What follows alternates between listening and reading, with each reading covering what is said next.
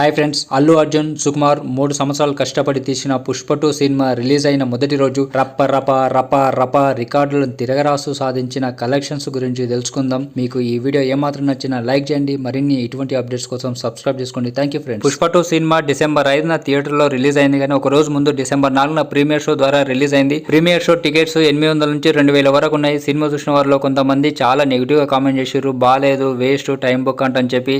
కానీ premier show ద్వారా 10,60 లక్షల నెట్ కలెక్షన్స్ వచ్చినాయి.